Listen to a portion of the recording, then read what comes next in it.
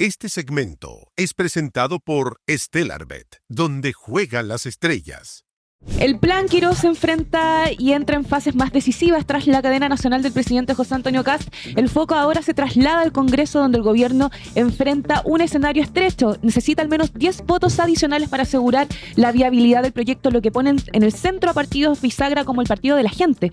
En ese contexto comenzaron a evidenciarse tensiones internas con el PDG, mientras algunas figuras como Javier Olivares y el Dr. File han dado señales de apertura a aprobar la iniciativa. Otros sectores mantienen reparos, especialmente en temas sensibles como la gratuidad en educación, que ya está generando diferencias dentro del partido, y con esto también se está sumando Francisco Vidal a nuestro panel. ¿Cómo se encuentra? Muy buenos días, ciudadanos. Aquí estamos. He escuchado con atención a Carlos Minami, que tiene la ventaja desde el economista. Entonces a mí me ayuda porque sigo aprendiendo. Ayer salió un reportaje. Oye, tengo un problema con la oreja izquierda.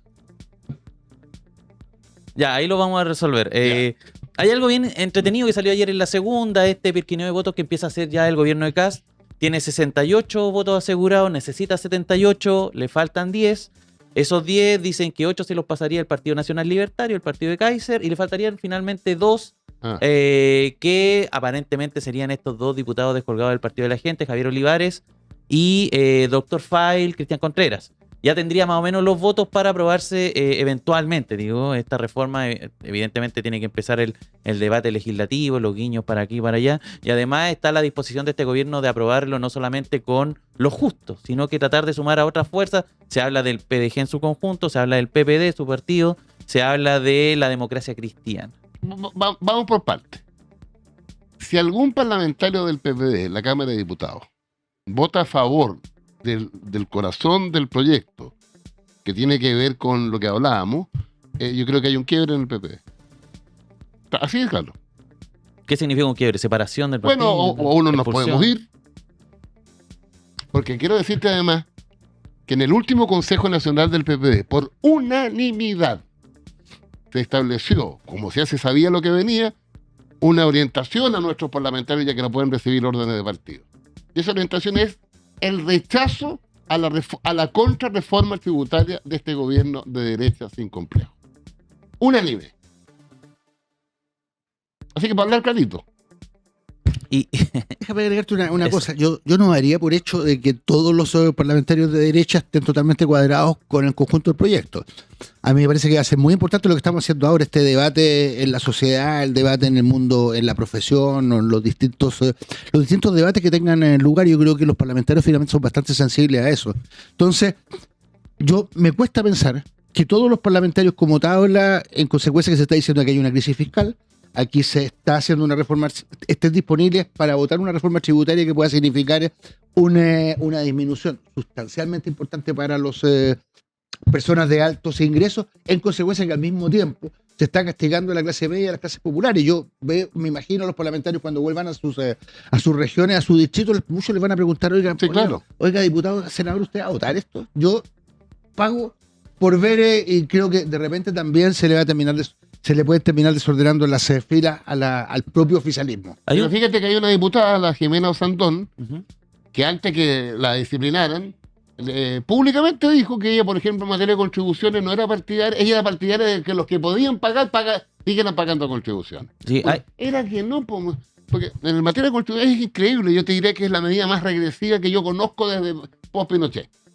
Aquí estamos hablando, hay 1,5 millones de personas como yo y Carlos, mayores de 65 años, propietarios de la primera vivienda. 1,5 millones. 1.100.000 están exentos, nunca han pagado. Porque su casa está tasada fiscalmente en 56 millones de pesos o menos. Quedan 400.000, ¿no es cierto? Piñera y Bachelet ayudaron a una parte de esos 400.000. ¿Saben cómo? El pensionado hoy día que acredita que tiene un ingreso mensual inferior a 1 millón de pesos, está exento, no paga contribuciones. El pensionado, o sea, el mayor de 65 años, no el pensionado, que acredita que tiene un ingreso entre 1 y 2 millones de pesos, paga la mitad. Entonces, ¿quiénes somos los beneficiados? Dicho al revés, los que tenemos más de 2 millones de pesos mensuales y que vivimos en una casa fiscalmente tasada en el piso en 225 millones de pesos. Más Si yo, cerca tengo, del micrófono. si yo tengo una casa de 225 millones de pesos y la quiero vender mañana, la relación entre fiscal y mercado es 1,5, 1,8, 2. Entonces se lo digo en español, pues ciudadanos auditores. Los ministros de Estado, mayores de 65, los subsecretarios, los parlamentarios, los ejecutivos de las empresas estatales, todos en la medida que tengan más de 65. La cúpula completa de la CPC, más de 65. Los gerentes generales de todas las empresas privadas más grandes. ¿Cuánto cuesta eso? 200 millones de dólares. Usted preguntaba cuánto era el fondo. Sí. El 13% del fondo común municipal. El fondo común municipal hoy día es 1.600 millones de dólares. Y tú se lo vas a devolver con, además, unos parlamentarios de mi partido decían, estaríamos muy tranquilos porque el ministro García nos dijo que iba a haber compensación. Obvio que tiene que haber compensación si el problema es de dónde viene, pues, güey. ¿De dónde lo sacan? Claro. A mí me regalan 1 millón de pesos. Yo pago por mi casa 4 cuotas de 2.50. Oye, un momentito. Mi 1 millón de pesos en Las Condes, 3.50 se dan para mi alcaldesa, 6.50 se dan para la Pintana. Primer otro sí. ¿Dónde está la alcaldesa? ¿Qué dice con respecto a esto? ¿Qué dice la alcaldesa de Vitacura, de Lo Barnechea, de Providencia, del Olio y de Las Condes? ¿Tú sabes qué? Por cada 100 pesos que pagamos en Las Condes, 350 pesos se quedan en el municipio. Para el municipio, lo mismo que del Olio en esta comuna. Oye, ¿pero dónde están? Tú sabes que si se llegara a aprobar esto, es un impacto financiero brutal para los municipios de la zona oriente. Brutal. Mira, un último ejemplo.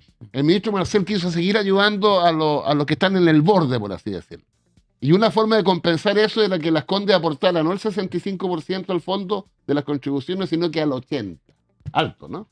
Oye, la alcaldesa fue allá con el diputado Chalper. Indignada. ¿Y ahora? Mutis. Mutis.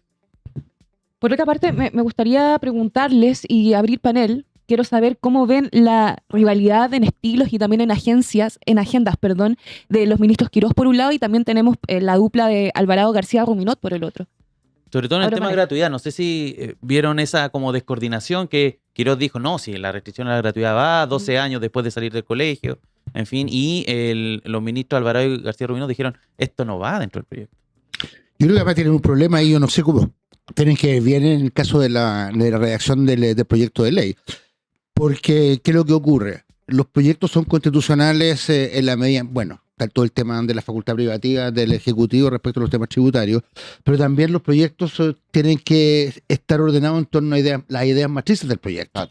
Entonces aquí, ¿qué es lo que ocurre? Que si meten los temas de la gratuidad, eso no tiene que ver con las ideas matrices del proyecto, es como un derivado y por tanto entonces un recurso frente al Tribunal Constitucional podría también hacer una objeción de constitucionalidad respecto del proyecto, lo que pues, generaría una dificultad bastante importante para la tramitación y con toda seguridad haría que el trámite sea aún más lento de lo que probablemente vaya a ser. Entonces, ese es el tema fundamental, de que los proyectos no pueden ser tan misceláneos como que se desvíen de las ideas matrices. Dijo el ministro García Ruminot ayer en el ADN que estaba totalmente fuera de preocupación el tema de la constitucionalidad. Dijo, no le preocupaba en lo más mínimo. Y quería preguntarle a Francisco Vidal si él cree que este conflicto entre los ministros García Ruminot y Alvarado con Quirós se siente un conflicto real o es más pantomima. No, si está más viejo que el hilo negro. Eso. Los ministros de Hacienda tienden a autonomizarse, pero hay que frenarlo. Y los que lo frenan son el resto de los ministros del comité político. O sea, yo te podría contar un libro sobre mis peleas con Andrés Velasco. Porque tienden a autonomizarse, ojo, el caso de considerar la política como algo populista. Entonces lo que está haciendo García y Alvarado es controlar que no se nos destape Quirós. No, porque finalmente si el proyecto tiene problemas, los que van a finalmente ser los responsables van a ser los ministros políticos. Obvio. Es que de hecho fue muy llamativo. El día de la cadena nacional, los que venían después en los noticiarios fueron Alvarado en la noche y García Ruminot en la mañana y Quirós en una cena casi guardado con empresarios. Bueno, pero eso suele suceder. Ya.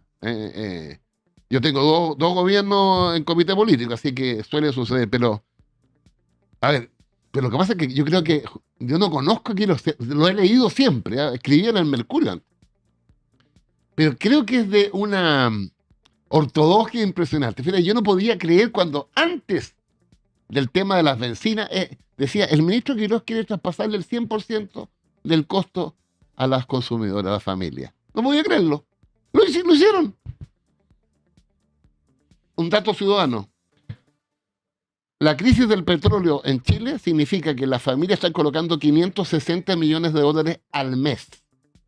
Y el gobierno, con los 2 proyectos aprobados, más los 2 en curso, aporta 80 millones de dólares al mes. Como esto está proyectado a 6 meses, el gobierno se pone con 530 millones de dólares. La familia con 3.360. Y dime una cosa, ¿por qué le echan la culpa a la vocera Sedini? Si la vocera Sedini está en una encrucijada.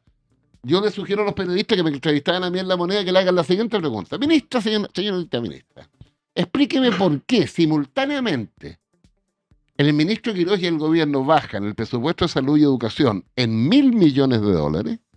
Ese es el 3%. Sí, ese es el 3%. Y simultáneamente la misma semana le rebajan el impuesto a la gran empresa por 2.000 millones de dólares. Dime, ¿qué vocero premio Nobel puede responder eso? Para ir redondeando, quería agradecerles a ambos por estar acá en Turno AM, por supuesto. Ojalá vengan nuevamente. Bueno, Francisco Vidal, usted siempre viene acá los días viernes. Ya pronto viene Turno en Vivo. Carlos Ominami, muchas gracias.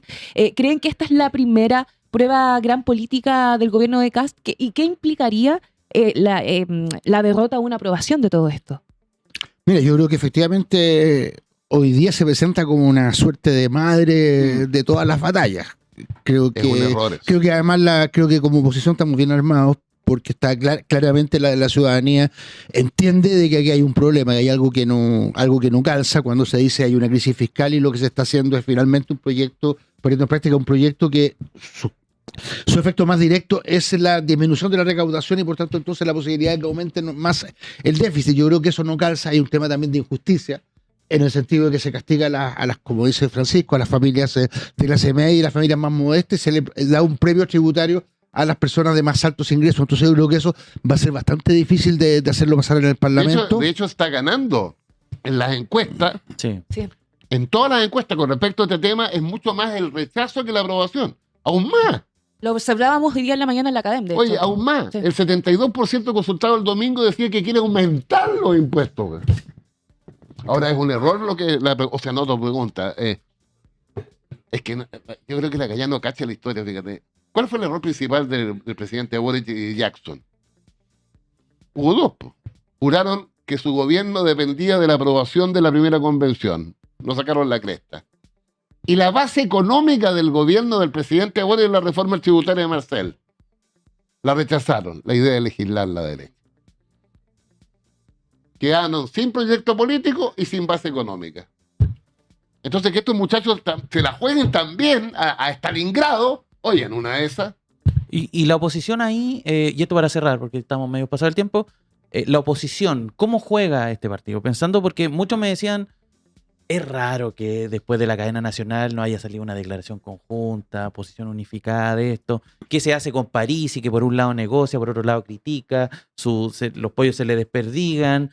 ¿Cómo se mueve la oposición? Muchos hablan del estilo Manucheri, que como que alguien que le niega la salida al agua. ¿Sabes lo que yo creo? Que hay una tendencia muy mayoritaria en la oposición a rechazar un proyecto de este tipo porque es injusto, porque es inconsistente y porque es injusto.